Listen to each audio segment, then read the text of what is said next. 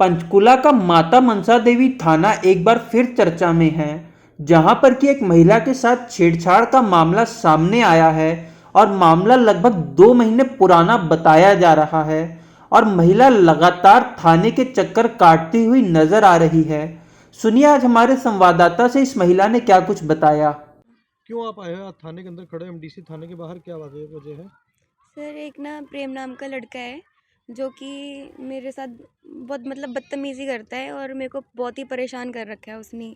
पहले तो ये मेरे को फॉलो करता है और फिर बाद में मतलब गंदी गंदी हरकतें करता है। मेरे को छेड़ा भी इसने और 3-4 बार इसने मेरा पीछा भी करा है। जैसे मैं ट्यूशन जाती हूँ तो ये मेरे को फॉलो करता है और गंदे इशारे करते हुए जाता है और मेरे साथ छेड़खानी की कोशिश तो करी यहाँ थी इसने। शिकायत दी आपने? हाँ जी। कब दी थी? कब से वो ये छेड़ रहा है आपको? मैंने इसकी शिकायत 2 सितंबर को दी थी।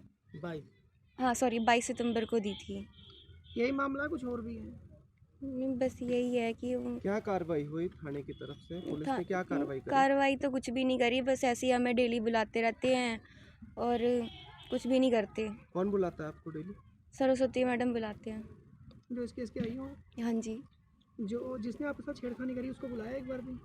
हाँ जी एक बार बुलाया था, डीएसपी साहब थे वहाँ पे और हम भी थे तो उसी टाइम बुलाया था इन्हें। आपको कितनी बार बुलाया जा चुका? हमें तो कई बार बुलाया, समझो कि हमें हफ्ते में 3-4 बार बुलाते हैं।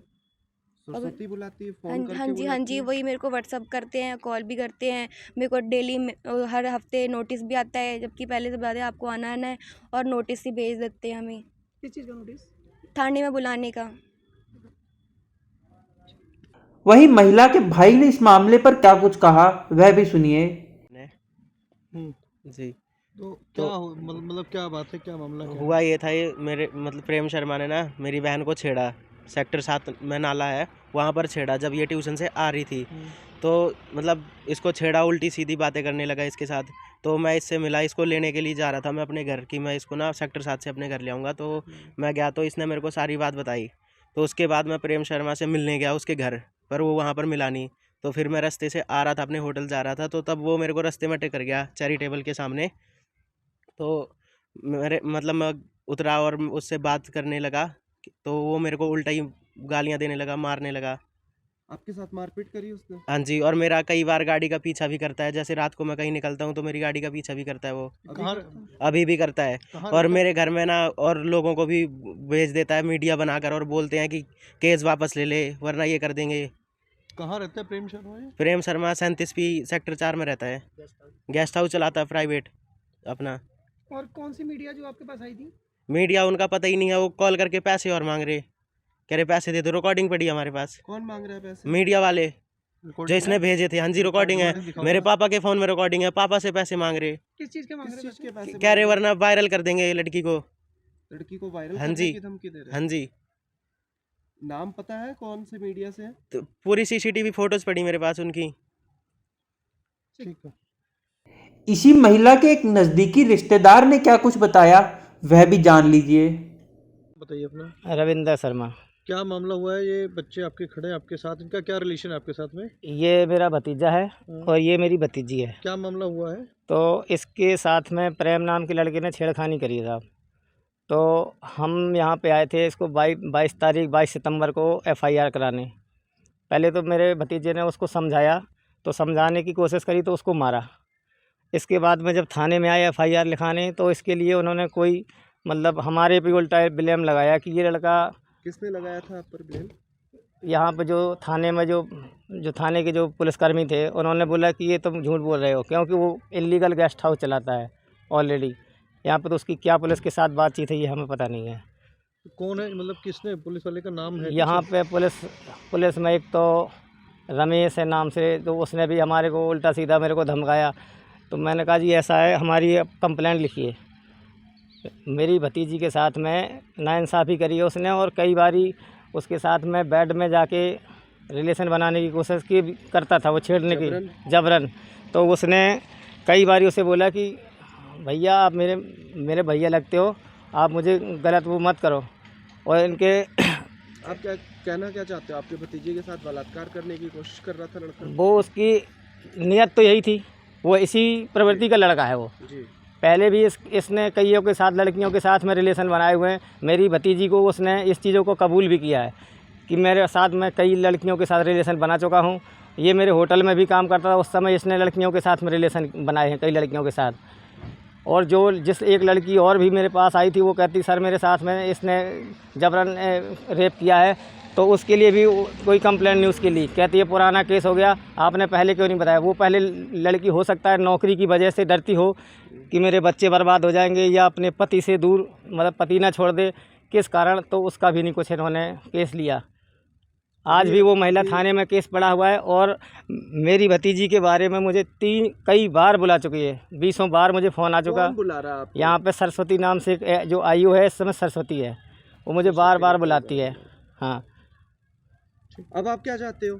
हमें तो साहब इंसाफ चाहिए। क्या है उसमें मुझे नहीं पता चलता कि ये पास क्या है इसमें, कि वो बार बार इसको भी एक बार और 1 महीना 20 दिन पहले भी इसको रास्ते में 2-3 गुंडे मिले थे लौंडे। उन्होंने बोला कि अपना केस वापस ले ले और नहीं तो तेरे को ना पंचकूले में रहने लायक नहीं छोड़ेंगे। मतलब धमकी भी दे रहे हैं? हाँ, इस लड़की को। और वो फिर हमने डीसीपी के पास जाके वहाँ पे कंप्लेंट दी। डीसीपी के पास से आके यहाँ पे फिर पेश भी कराया लड़की को।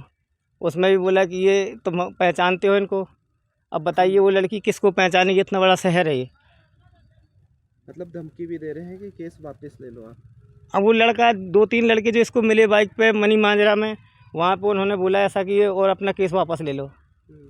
फिर इसने मुझे बताया, फिर मैं इधर उसको डीसीपी साहब के पास गया। मैंने कहा ये तो सुनेंगे नहीं। अभी आपको थाने बुलाया गया है या आप खुद आए हो? परसों से बुला रहे। परसों मैं से बुला रहे हैं। हाँ 4-5 दिन से मैं खुद ही आ रहा हूँ ऑलरेडी। मैं पहले देख के जाता हूँ। पहले आज क्या तारीख है? आज 30 तारीख है। 30 नवंबर हाँ 2022। हाँ, जबकि मैं यहाँ पे अब डीएसपी साहब होंगे, डीएसपी साहब के पास पेश करना है, डीएसपी साहब के पेश करना है। फिर मैं डीएसपी साहब की यहाँ गाड़ी देख के जाता हूँ, कभी नहीं होते हैं। कभी ऑफिस में भी आया 1-2 बार, जब डीएसपी साहब नहीं होते हैं और बुला देते हैं, डीएसपी साहब आएंगे, अभी भी आओ। ऑन द स्पॉट बच्ची पढ़ती है, उसको जब मर्जी बुलाया जाता है। आपको कि DSP सरस्वती बोलती है। सरस्वती बोलती है? हाँ, ना तो कभी कभी पेश करवाया आपको इस 2 महीने में? वो जब डीसीपी साहब के पास कंप्लेंट गई थी, उस समय एक बार पेश कराया था। इसके बाद मैंने रिकॉर्डिंग दी, बाई रिकॉर्डिंग पेन ड्राइव में रिकॉर्डिंग भी दी, जो कि ये लड़के ने इसके साथ में गंदी हरकतें कर रहा था, जो बातें कर रहा था कि वो मेरे से ऐसे करा दे वैसे करा दे। तो इसने ये प्रूफ लेने के लिए इसने रिकॉर्डिंग की थी। वो रिकॉर्डिंग उसने अपनी माँ को दी। माँ ने फिर मुझे बताई कि ऐसी रिकॉर्डिंग इसने ऐसे करी हुई है इसकी। तो मैं जाके मैंने पुलिस थाने में हेल्प दी कि अदरवाइज इन्वेस्टिगेशन में ये हमारी रिकॉर्डिंग दी जाए। बेटी बचाओ बेटी पढ़ाओ वाला नारा देने वाली हरियाणा सरकार में बेटियां कितनी सुरक्षित हैं, इसकी वानगी आज मनसा देवी थाने में तब पता चली जब एक बच्ची यहां पर पहुंची हुई थी, जिसने बताया कि मेरे को 2 महीने से एक लड़का परेशान कर रहा है और मेरी सुनवाई यहां पर नहीं हो रही है। मामला सितंबर का है। सितंबर में एक बच्ची है, करीब 20 साल की है, उसकी उम्र 20 साल के आसपास की है। उसको एक लड़का छेड़खानी करता है और उसके द्वारा शिकायत इस थाने में दी जाती है, यानी MDC थाने में शिकायत दी जाती है। मगर उनका आरोप है, पीड़ित पक्ष का आरोप है कि हमें ही बुलाया जा रहा है, हमें ही परेशान किया जा रहा है, जबकि आरोपी पक्ष को, जो आरोपी है उसको बिल्कुल भी नहीं बुलाया जा रहा है। आज जब मीडिया में बात चली है, उसके बाद में ACP सुरेंद्र यादव ने इस पूरी तरीके से तफ्तीश की और जो आरोपी है उसको गिरफ्तार करने के आदेश दिए हैं। और जो यहाँ के SHO हैं, नए SHO जिन्होंने 1 हफ्ते पहले ही कार्यभार ग्रहण किया है, आज ही साथ ही उस आरोपी को गिरफ्तार किया गया है।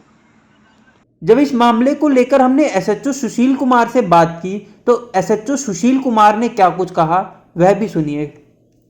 एक आपके थाने में मामला हो रखा है, एक महिला, एक छोटी बच्ची है, मतलब कि 19-20 साल की जो है, उसके साथ कुछ छेड़छाड़ का मामला है, पर आरोपी को गिरफ्तार नहीं किया जा रहा है। सितंबर का मामला है। जी बिल्कुल, ये सही आप कह रहे हैं कि 28/9/2022 का एक मामला था। 354-354D 506-509 IPC का दर्ज था। ये हमारी महिला जो SI सरस्वती के पास थी, उस आरोपी को भी आज ही हमने अरेस्ट किया।